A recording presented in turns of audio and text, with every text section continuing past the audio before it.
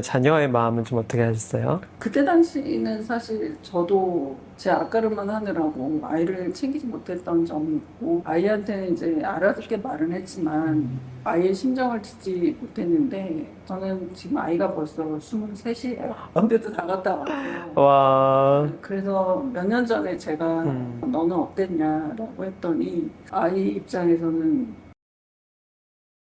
네, 그랜드마스터북 이혼해도 안 죽어요. 김정희 저자님 모셨습니다. 반갑습니다. 안녕하세요. 네, 한번 소개 한번 부탁드릴게요. 이혼해도 안 죽어요를 쓴 작가 김정희라고 합니다. 제목이 엄청 강렬해가지고, 그리고 엄청 큰 공감대가 있는 것 같거든요. 이건 좀 어떤 뜻으로 이렇게 제목을 지으셨어요? 사실은 이혼을 앞두고 있는 모든 사람들이 거의 죽고 싶다 할 정도로 몹시 괴로워하는 그런 경향이 강하거든요.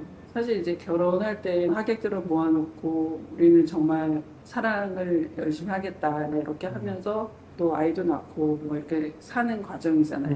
근데 그것을 한꺼번에 뒤집는 이렇게 선언하는 것들은 굉장히 힘들죠. 겪어보지 않는 사람들은 이혼이 얼마큼 힘든지 사실은 잘 모르세요. 그래서 그런 힘든 심정에서도 이혼을 해도 잘 살 수 있다. 저는 그런 뜻으로 이제 제목을 정했습니다. 네, 사실은 이혼이라는 게 뭔가 사람과의 관계를 보면 그냥 연인끼리의 이별이나 퇴사 이런 것처럼 결국은 사람 사이에 있는 이별의 이야기인데 이혼이 특히나 그렇게 힘든 것 같긴 하거든요. 왜 이렇게 이혼은 더 힘들까? 어떻게 생각하세요? 회사를 이렇게 나오고 퇴사를 반복하고 뭐 이런 것들은 다시 어떤 상황으로 돌아갈 수가 있는 그런 그러네. 가능성이 있잖아요. 근데 이혼 같은 경우는 어쨌든 가정이 해체되는 그런 과정을 겪기 때문에 그 가정의 해체라는 그 자체가 본인한테 굉장한 트라우마를 주게 되고 그 과정에서 서로가 피해자가 가해자가 되고 가해자가 피해자가 되는 굉장히 이상한 그런 게임이다. 그거는 왜 그래요? 필연적으로 나타나는 게 이제 귀책 사유거든요. 협의 이혼을 하던 아니면 이제 변호사를 만나서 얘기를 하던 그런 문제들이 발생을 하는데 본인이 잘못한 게 없는데도 뭐 상대편으로 인해서 이혼을 뭐 요구하는 사람도 있겠지만 이혼을 당하는 사람도 있거든요. 근데 저는 열심히 살았고 실수한 것도 없고 나는 잘했는데 왜 내가 이혼을 당해야 하지? 그런 분들도 계시기 때문에 뭐 그런 점에서 결코 결정하기도 쉽지 않은 그런 일이라고 말씀드리고 싶습니다. 이혼이 약간 가해자와 피해자가 있다는 것도 굉장히 새로운 개념이네요. 근데 이혼이 힘든 거에 대해서도, 아까 말씀하신 다시 돌아갈 수 없다. 회사하면은 다시 다른 회사 갈 수 있고, 친구랑 절교해도 다른 친구 뭐 이런 게 있지만, 이혼이 그게 안 된다는 게 너무 약간 좌절 또는 뭐 이렇게 붕괴됨으로 끝난다라는 개념이어서 그게 엄청 좌절스럽긴 하겠네요. 두 사람 다 상처를 입는 일이죠. 가해자가 됐건 피해자가 됐건 아이가 없는 경우는 그래도 되게 좀 편하다고는 할 수 있어요. 근데 이제 중간에 아이가 있고 그러면 아이한테 주는 그런 뭐 슬픔과 아픔 그런 점에서는 이제 저도 이혼을 할 때 과연 내가 무슨 짓을 하고 있는 건가 뭐 이런 고민들이 되게 많았고요. 아이 때문에 사실은 좀 버틴 경우도 있고 저 같은 경우는 결혼 생활 20년을 하고 이혼을 한 거거든요. 처음부터 그렇게 불행한 사람은 없어요. 그래서 저는 처음 10년은 괜찮았고 나머지 10년이 너무 힘들었거든요. 네, 그 과정에서 이제 서로 균열이 생기고 불신이 생기고 이제 더 이상은 대화할 수 없는 지경에 이르렀을 때는 남보다 더 못한 관계가 되거든요. 감정적으로도 정신적으로도 굉장히 피폐해지고 그런 힘든 과정을 거치게 되는 거예요. 맞아요. 근데 사실은 이혼을 하면 말씀하신 대로 남보다 못한 사이가 돼서 이제 헤어진다라고 많이 하잖아요. 근데 사실은 사람이 같은 사람이잖아요. 사랑에 빠졌을 때 사람도 그 사람이고 헤어질 때 이 사람도 이 사람인 거고. 근데 막 이렇게 막 설득할 이유 사람은 같은 사람인데 상황이 달라서 그런 것 뿐이야. 이렇게도 얘기를 많이 하잖아요. 상황이 좋아지면 바뀔 거야. 어떠세요? 저는 사람은 변하는 것 같아요. 왜냐하면 환경이 변하고 사람이 변하고 제가 책에도 썼지만 그때 내가 사랑했던 그 사람은 어디에서도 없다. 그 사람이 아니라는 그 무수한 세월을 지나면서 달라지고 결혼할 때 뭐 그 사람의 어떤 본질을 잘 모르면서 결혼하게 되는 경우도 상당히 많기 때문에 살면서도 많이 변화하는 것 같아요. 그렇군요. 이게 세월에 따라서 변하는 게 있고 만난 것처럼 다시 또 헤어짐이 있는 거긴 하네요. 제가 부러워하는 그런 부부가 있거든요. 네. 존중하면서 서로 배려하면서 아주 잘 사시는. 근데 그거는 그 서로의 존중함, 배려 이런 게 없으면은 불가능한 건데 점차적으로 이제 같이 살다 보면 그런 점들이 점점 퇴색되고 권위주의적이라던가 일방적이라던가 이런 것들이 많이 생겨나게 되면서 이제 보통은 이혼을 하고 싶어도 이혼을 못하는 경우도 상당히 많고 견디는 사람도 많고 용감하게 이혼을 하시는 분도 계시고 그렇군요. 근데 사실은 이혼이란 게 이렇게 쌓이고 쌓여서 이제 이루어지는 거잖아요. 그래서 어느 한순간에 임계치라고 해야 되나? 어느 한순간 딱 넘었을 때, 이거는 더 이상. 약간 이런 순간도 있었을 것 같긴 한데, 이런 게 혹시 있을까요? 외도에 대한 관점도 상당히 남자와 여자의 시선이 달라요. 그러니까 여성들의 시선에서는 유흥이라든가 이런 쪽에 가서 거기에 종사하시는 분들하고 하는 것도 외도라고 생각을 하는데 남성들은 그렇게 생각하지 않는 경우가 많아요. 네. 이거는 뭐 비즈니스의 네. 하나였다 뭐 이렇게 생각하는 경우도 많은데 통계적으로 찾아보면 50대 이상에서 외도 비율이 51%가 넘더라고요. 그런데 사실은 아이가 있고 경제적인 거를 남편이 관할하다 보면은 외도를 해도 이혼을 하기 쉽지 않아요. 그래서 처음 한두 번은 용서를 해준다든가 그러시는 분이 많죠. 근데 요즘에 또 추세 중에 하나는 그 남자들만 외도를 하는 게 아니라 여성의 외도가 상당히 높고 오히려 고학력자고 고수입의 경우에 외도가 많아지고 있다고 통계치를 본 일이 있습니다. 결혼하신 분이 얼마고 이혼하신 분이 얼마인지 알고 계시나요? 제가 통계 차원에서 좀 궁금해서 찾아보니까 2024년도 작년에 보면은 22만 2천 쌍이 결혼을 했고요. 이혼을 하신 분들은 9만 1천 쌍이에요. 그러면 상당히 많은 수가 이혼을 한 걸로 나오는데 그럼에도 불구하고 거기에 관한 책들은 사실 많지가 않아요. 네. 이혼을 하기 전에 저도 이제 어딘가에 가서 뭔가를 물어보고 싶은데 찾을 방법이 없어서 책을 한번 뒤져봤거든요. 네. 근데 그때 당시에는 이혼 키워드도 많지 않고 기껏해서 이제 검색해서 나오는 거는 뭐 그 이혼 소송이 잘하는 법 아니면 아이에 대해서 이혼 이후에 어떻게 케어를 해야 되는가 이건 나와 있는데 정작 본인은 빠져 있는 거예요. 지금은 그런 책들이 다소 있긴 하지만 우리는 다정하게 손을 잡고 이혼해요 뭐 이런 책들이 있긴 한데 그거는 제가 볼 때는 좀 판타지가 사실적인 이혼에서는 굉장히 힘든 이야기죠. 이제 말씀하신 것처럼 20만이 결혼하고 9만이 이혼한다면 거의 한 3분의 1에서 2분의 1에 가까운 그렇죠. 숫자이긴 한데 이혼이 정말로 심도 있는 결정이겠지만 후회도 할 수도 있을 것 같긴 하거든요. 그래서 아까도 질문한 거지만 이런 상황이나 또는 이런 선을 넘어가면 이혼하는 게 맞다. 아닌 경우에는 이혼 안 하는 게 맞다. 이런 것도 예전에는 이제 참는 게 있었어가지고 그러는데 지금은 어쨌든 개인의 의사결정이 굉장히 중요하기 때문에 어떻게 생각하세요? 이혼의 어떤 추세는 그러니까 작년하고 재작년 같은 경우는 좀 줄어들었어요. 좀 경기에 영향을 타는데 불경기일수록 이혼율이 좀 줍니다. 근데 그럼에도 불구하고 이혼을 하는 어떤 그 임계점에 대해서는 저는 가장 큰 거는 이제 폭력이라고 생각해요. 흔히 말하지만 뭐 맞고 산다 이런 거는 있을 수 없는 일이라고 생각을 하고 그리고 또 하나는 혹시 요즘에 유행하시는 이혼 숙녀 캠프 보셨나요?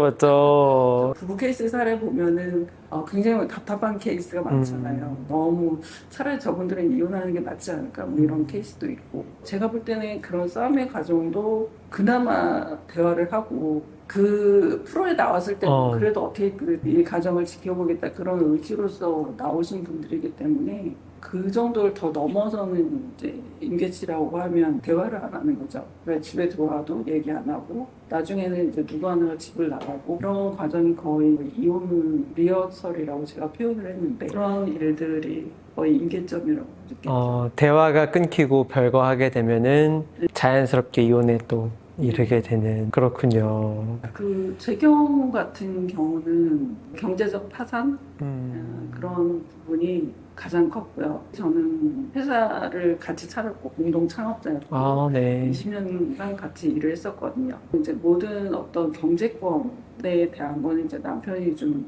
쥐고 있었고 그러다 보니 투자를 잘못하거나 제가 반대해도 뭘 하거나 해서 나중에는 가정의 생계가 되게 위험한 처지에 다다르게 돼서 한두 번 실수는 누구나 용서를 할 수가 있죠. 근데 계속 그것이 반복되면 이제 거의 희망이 없는 거라고 생각하고 이혼을 했습니다. 맞아. 말씀하신 것처럼 예전에는 이 이혼이라는 게 성격 차이였었는데 지금은 되게 현실적인 문제들, 네. 이런 경제적인 거, 뭐 기타 가족과의 관계 이런 것들도 약간 이슈가 돼서 이제 이혼하는 경우도 되게 많아지는 것 같더라고요. 요즘 젊은 세대의 어떤 이혼의 하나의 패턴을 보니까 공동 통장을 써서 이제 반반씩 딱 내고 이제 장을 보고 하는데 네. 그 여성분이 여성용품을 산 거예요. 근데 남편이 왜 너 그걸 건데? 샀냐? 그걸로 이혼하신 분이 있다라는 그런 사례를 보고 요즘 젊은이들은 굉장히 정확히 똑바로 이제 가사도 분담을 해야 되고 그런 부분들이 확실히 저희 때와는 좀 다르다 이런 생각을 좀 하게 됐죠. 이제 저희 세대 같은 경우는 억울하지만 독박육아라고 해도 저도 이제 맞벌이를 하면서도 하게 되는데 남편이 비즈니스로 바쁘니까 일을 하니까 그러면서 했던 것 같아요. 근데 지금은 많이 그런 걸 참고 있지 않겠죠. 내가 아파트를 사던 뭘 사던 이렇게 큰 것을 살 때는 모두 공동명의 막 이런 얘기를 하고. 근데 요즘 젊은 친구들은 처음부터 전업주부가 사실은 많지 않거든요. 그리고 최근에는 원하는 여성 상황에서 딱 봤을 때 제일 먼저 나오는 게 경제력이었어요. 그러니까 내가 여성을 선택할 때 경제력이 있느냐 없느냐 이렇게 해서 그 선택을 하기 때문에 그런 측면으로 확실히 좀 저희랑은 다른 것 같습니다. 그래서 이제 아까 잠깐 언급하셔서 그렇지만 여성의 경제력이나 능력이 올라갈수록 결혼율도 떨어지고 이혼율도 높아지고 네. 뭐 이런 성향이 좀 있지 않나 하는 생각이 드는데 좀 어떠세요? 그거는 사실 맞는 것 같고요. 여자 혼자 살아도 살 수 있는 시대이기 때문에 또 시어른들을 좋은 분을 만나시면 모르겠는데 각종 간섭을 하시는 분 그런 경우는 힘들겠죠. 그래서 요즘에는 진짜 약간 진짜 할리우드처럼 결혼할 때 이혼을 염두에 둬야 되나? 이런 생각도 드는 것 같아요. 결혼할 때 막 이제 이혼하면 이런 식으로 재산 분할한다 막 이런 식으로 이제 계약서까지 쓰잖아요. 사람만 바라보고 이렇게 순수하던 시절은 많이 좀 지나간 것 같고요. 저는 혼전 계약서 연예인들이나 뭔가 재산이 많아서 하시는 분들이나 하는 거라고 생각했는데 요즘에는 그것도 쓰고 하시는 분이 있는 것 같아요. 각자의 재정이라든가 각자 관리하면서 그러면 사실은 이혼하기로 굉장히 편하거든요. 그러신 분들이 많이 늘어나는 추세고 또 결혼도 많이 안 하시는 것 같고 저도 나이가 있지만 제 친구의 반이 아직 결혼 안 했습니다.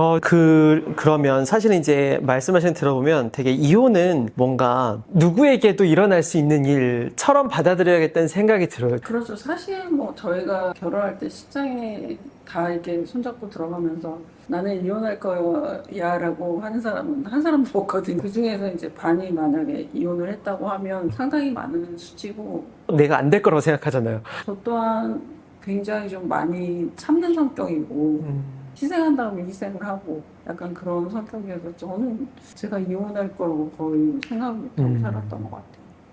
그러면 이제 이혼의 과정 중에 있는 사람이 이거를 되돌리고 싶다. 이런 사람이 있다면 이제 왜냐면 한쪽은 굉장히 원할 수 있고 한쪽은 또 원하지 않을 수 있으니까 되돌리고 싶다면 되돌릴 방법이 있을까요? 아니면 돌아올 수 없는 기차일까요? 나만의 일이면 내가 결정해서 하면 그쵸. 되는데 부부는 그 사람의 그 상대편의 의향을 물어야 되고 상대편이 그렇게 원하고 뭐 그런 경우도 있어요. 그러면은 뭐 어쩔 수 없이 이혼을 하는 것 같아요.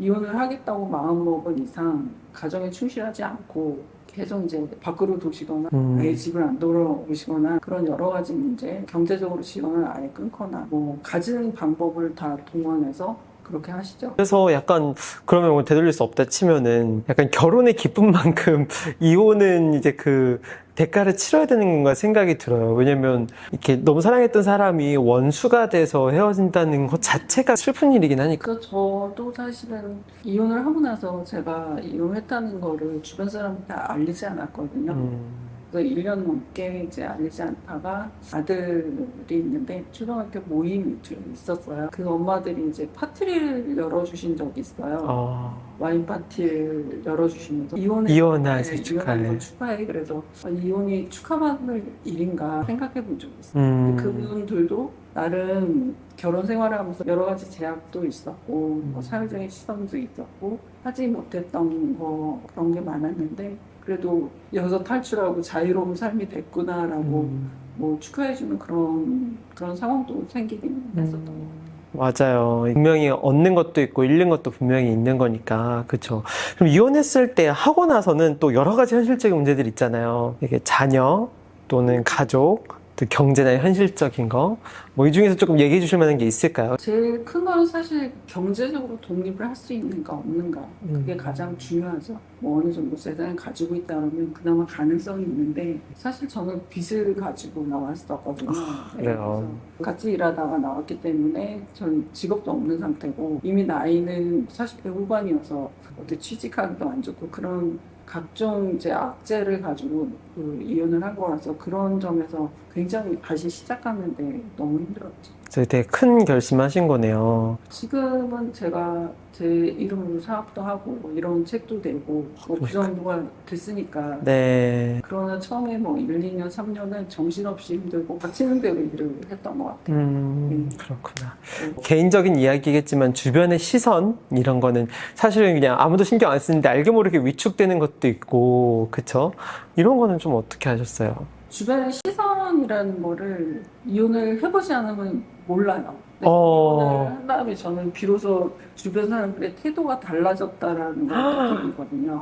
수십 년간 알아도 그냥 친하진 않지만 지인인데 이혼녀라고 해서 이제 함부로 대한다, 만만하게 본다거나 뭐 이런 분들이 계시기도 하고 우리 집안에 이혼한 사람은 없었는데 가족은 내 편이 되어줄 줄 알았거든요. 근데 그렇지 않더라는 그럴 거라고는 상상도 하지 못했던 그런 일들이 이제 일어나죠. 그래서 좀 더 없애고 드세고 약간 막 그렇게 되는 것 같아요. 그렇구나. 자녀의 마음은 좀 어떻게 하셨어요? 그때 당시는 사실 저도 제 앞가림만 하느라고 아이를 챙기지 못했던 점이 있고 아이한테는 이제 알아듣게 말은 했지만 아이의 심정을 듣지 못했는데 저는 지금 아이가 벌써 23이에요. 군대도 다 갔다 왔고 와. 그래서 몇 년 전에 제가 너는 어땠냐라고 했더니 아이 입장에서는 엄마 아빠가 이혼할 때 내 의견을 물어봤어라고 물어보더라고요. 아이가 그때 당시는 아무 얘기도 하지 않았거든요. 뭐 조용하고 이렇게 그런 좀 참성 있는 아이라서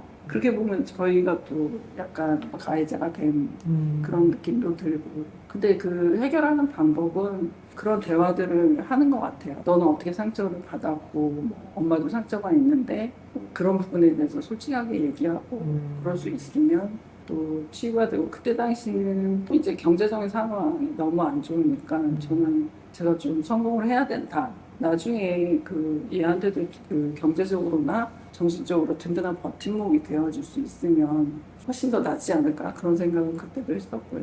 지금도 그렇게 하고 있습니다. 이혼하고 가장 좋았던 거는 어떤 거세요? 좋았던 거는 그 이혼을 하면서 나는 뭐 사랑을 찾을 거야 뭐 이러진 않거든요.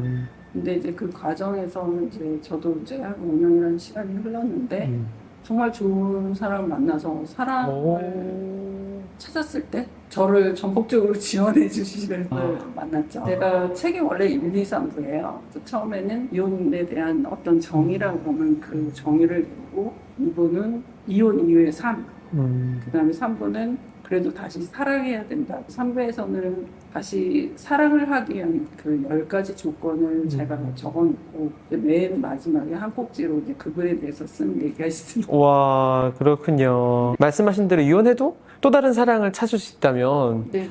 약간 또 다른 희망을 품을 수도 분명히 있는 이야기인 것 같아요. 지금도 이혼한 다음에 만나고 싶어 하시는 분 상당히 많아요. 상처가 많기 때문에 뭐 함부로 다가가지 못하고 힘들어하시고 그런 분들께는 밖으로 나가라 그런 얘기를 하거든요. 일단 많이 만나고 많이 겪어보고 뭐 또 한 가지는 원하는 그런 이상형 있잖아요. 그걸 절대로 낮추지 마라. 그렇게 제가 썼습니다. 왜냐면은 낮추거나 합리화시키거나 하게 되면 또다시 이혼을 할 수 있어요. 신중하게 결정을 하되 꼭 결혼이라는 형식을 빌리지 않아도 될 것 같고 좋은 친구, 좋은 동반자, 그리고 전폭적으로 저를 밀어주는 그런 사람이 분명히 있을 거라고 생각하거든요. 사람을 만나라. 만나라고 얘기를 하죠. 맞아요. 진짜 사랑으로 상처받은 거는 사랑으로 치유할 수밖에 없네요. 그죠? 근데 또 반대로 결혼을 준비하고 있거나 그런 사람들의 지금의 마음은 나는 이혼 절대 안 하고 싶다 이런 마음이 있을 테니까 이혼을 안 할 사랑을 하거나 그런 사람을 만나거나 그냥 이런 방법들이 또 있을까요? 그런 게 있을까 싶긴 한데, 근데 사람 만날 때 가장 중요한 거는 그 사람의 1순위가 누구인가. 내가 가장 우선시 되고 가장 뭐 나를 먼저 생각해주고 그런 분이라면 뭐 확률이 좀 줄어들지 않을까. 근데 결혼하기 전부터 약간 뭐 여자분대로 치락되고 약간 그게 없어도 사실은 이혼을 하는데 그런 사건들이 있었는데도 불구하고 결혼하신 분들도 있거든요. 그러면 가능성은 더 높아지지 않을까 그런 생각이 좀 듭니다. 너무너무 중요한 결혼과 관계 또 본질인 것 같아요. 1순위인 거. 제가 말하는 그 중요 내용은 사랑해서 결혼했고 사랑하지 않아서 이혼한다. 그 얘기가 맞는 것 같아요. 너무나 간단하지만 너무나 진리인 것 같아요. 뭐 뭔가 여러 가지 이유를 대지만 결국은 사랑이 가장 좀 중요한 게 아닌가라는. 그럼 만약에 이혼의 위기에 있는데 사랑하지 않아도 가정을 유지해야겠다는 생각 하에 이제 이혼을 안 하겠다 이런 생각을 가진 사람들한테는 어떤 얘기를? 상당히 많아. 그쵸. 많이 견디고 있고. 근데 사실 지금 우리가 살아가는 시대에서 그 120살까지 산다고 하잖아요. 네. 인생이 되게 길거든요. 잘하면 100년까지도 휴대폰이랑 살 수 있고 뭐 적어도 60년 뭐 이렇게 살기도 하고 근데 그 세월을 계속 견디고 힘들고 그러면 과연 본인의 삶은 있는 것인가 과연 본인은 행복한가 그런 것을 좀 한번 질문해봐야 되지 않나. 자기에게 진짜 솔직하게 질문을 던져야겠네요. 좋습니다. 마지막으로 좀 전하시고 싶은 말씀 좀 있을까요? 제일 상처받은 사람은 본인이라고 생각을 해요. 네. 그래서 본인한테 너무 가혹하게 하지 말고 본인을 좀 껴안고 가장 먼저 본인을 생각하라고 얘기하고 싶습니다. 자기에게 가장 중요한 1순위는 자신이니까요. 자신이 바로 서야 모든 게 바로 서잖아요. 맞아요. 이러한 결혼과 이혼 모든 것이 다 진짜 자기를 온전히 세우는 그런 계기가 됐으면 좋겠어요. 이 책이 약간 그게 가장 중요하고 이게 가장 그 본질이라는 걸 얘기해 주는 것 같습니다. 어찌 보면 너무나 소중한 경험 그리고 지혜 이런 거 알려주셔서 너무 감사합니다. 네, 감사합니다. 네.